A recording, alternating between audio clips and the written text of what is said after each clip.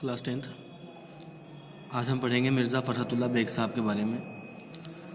Mirza फ़रहतुल्लाह bag साहब का लिखा हुआ सबक है इम्तिहान की तैयारी।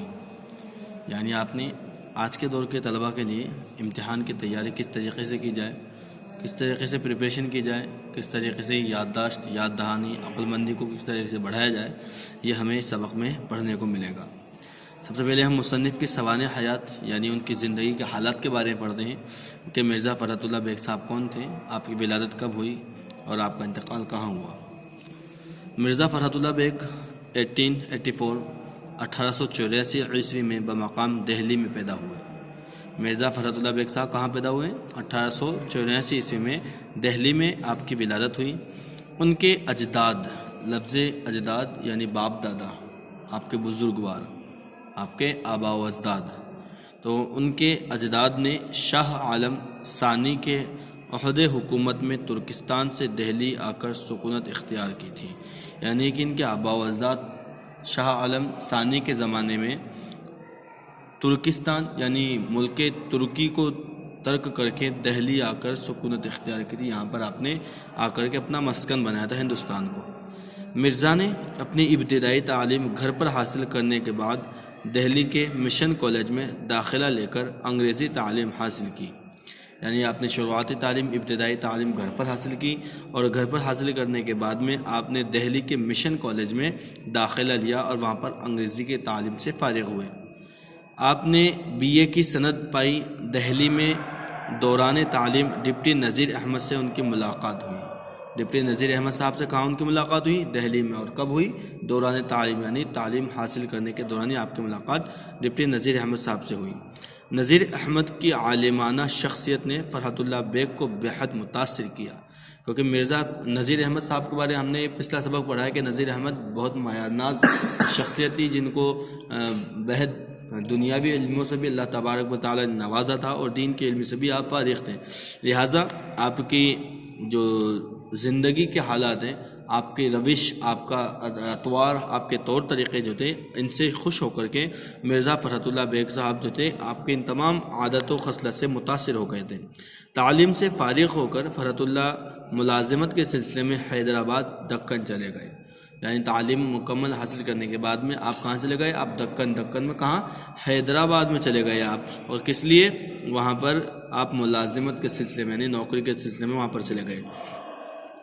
हैदराबाद में आप इंस्टेंट होम सेक्रेटरी के अहदे पर मुक़र्रर हुए। हैदराबाद में आपको कौन सी नौकरी मिली? इंस्टेंट होम सेक्रेटरी के अहदे पर आप मुक़र्रर हुए।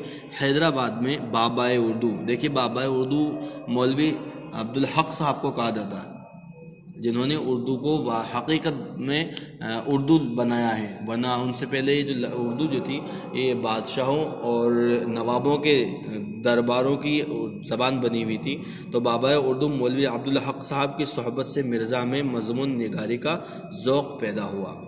दिल्ली में आपकी मुलाकात डिप्टी नज़ीर अहमद साहब से हुई और हैदराबाद में आपकी मुलाकात किन से हुई है? बाबा उर्दू मौलवी अब्दुल हक साहब से मुलाकात हुई है। और इनकी सोहबत से आपको क्या सबक मिला? आपको मज़मून निगारी का शौक़ पैदा हुआ, यानी कि लिखने का आप में शौक़ जज्बा पैदा हुआ। मिर्ज़ा फ़रहतुल्लाह बेग का शुमार उर्दू के तंज़ो मज़ाह निगारों के सफ़े अव्वल में होता है।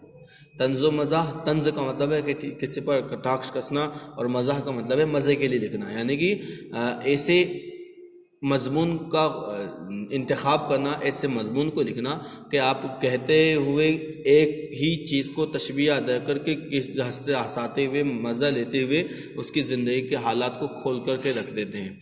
यानी कि आप किसी शख्स की ज़िंदगी के बारे में कह रहे हो, उसकी बुराइयों को भी बतला रहे हो और साथ की उसकी अच्छाइयों को भी बता रहे हो, लेकिन उससे सबक भी हमें दे रहे हो, तो ये किस में शामिल हो जाएगा? ये तंज़ो मज़ाह निगारे में शामिल हो जाएगा। तो मिर्ज़ा फ़रहतुल्लाह बेग का शुमार उर्दू के तंज़ो मज़ाह निगारों की सफ़े अव्वल पहली सफ़ यानी पहली लाइन में होता है।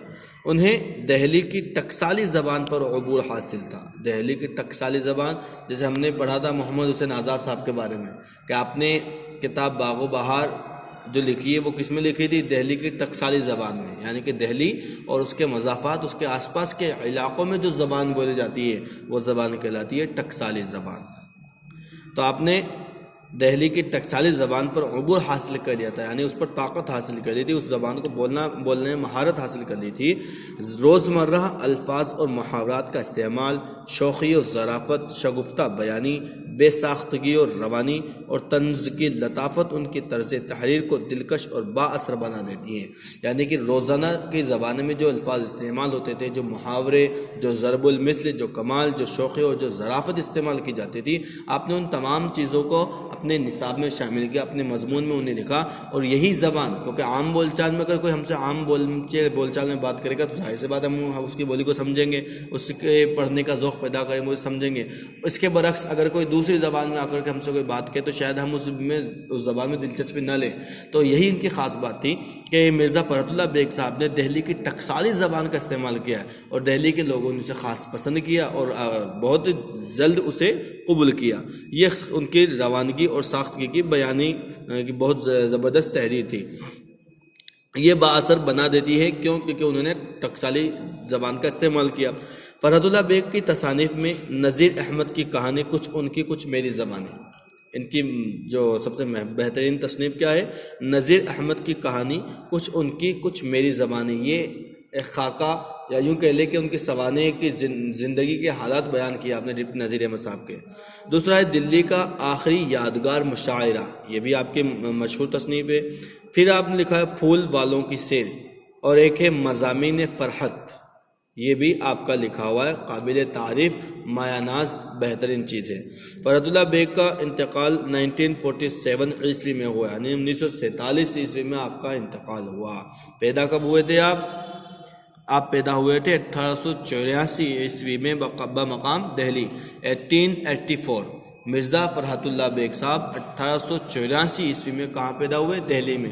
آپ کے آبا و اجداد کہاں سے چل کر کے آئے؟ ترکی سے چل کر کے آئے۔ کس کے زمانے میں؟ شاہ عالم ثانی کے زمانے میں۔ ابتدائی تعلیم آپ نے گھر پر کی، پھر آپ دہلی کے مشن کالج میں آپ نے BA کی سند حاصل کی، پھر آپ تعلیم کے سلسلے میں حیدرآباد یا دکن چلے آئے۔ دہلی میں آپ کی ملاقات ڈپٹی نذیر احمد صاحب سے ہوتی ہے، اور حیدرآباد میں آپ کی ملاقات بابا اردو مولوی عبدالحق صاحب سے ہوتی ہے۔ ان کی صحبت سے آپ میں لکھنے کا جذبہ، لکھنے کا شوق پیدا ہو جاتا ہے۔ شروعات میں آپ کو اسسٹنٹ ہوم سیکرٹری کے عہدے پر مقرر کیا جاتا ہے، اور ڈپٹی نذیر احمد صاحب کے مشہور جو تصانیف ہے وہ ہے نذیر احمد کی کہانی، کچھ میری، کچھ ان کی زبانی۔ ایک آپ نے لکھا ہے پھول والوں کی سیر، ایک دلی کا آخری یادگار مشاعرہ، ایک آپ نے مضامین فرحت کے نام سے بھی لکھا ہے۔ پھر آپ کا انتقال کب ہو جاتا ہے؟ 1947 کو، 1947 عیسوی کو آپ کا انتقال ہو جاتا ہے۔ سبق امتحان کی تیاری میں مرزا نے طلباء کی نفسیات کو مد نظر رکھتے ہوئے اپنے خیالات کا اظہار کیا ہے۔ ان کا یہ نظریہ ہے کہ امتحان کسی درسی جماعت کا ہو یا زندگی کا، امتحان تو امتحان ہوتا ہے، چاہے زندگی کا امتحان ہو، چاہے درس میں یعنی کسی ککشا کا، کسی کلاس کا امتحان ہو، آخر امتحان تو امتحان ہی ہوتا ہے۔ آپ امتحان کو بہترین ڈھنگ سے تیاری کیجئے، تب آپ کو کامیابی مل جاتی ہے۔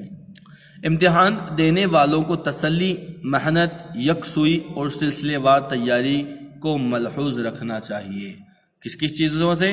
آپ کو تسلی ہونی چاہیے، محنت ہونی چاہیے، یکسوئی ہونی چاہیے، سلسلے وار تیاری آپ کی ہونی چاہیے۔ امتحان کو بوجھ سمجھ کر یا ڈرنا نہیں چاہیے، یعنی کہ آپ کو امتحان سے ڈرنا نہیں چاہیے، اسے بوجھ نہیں سمجھنا چاہیے۔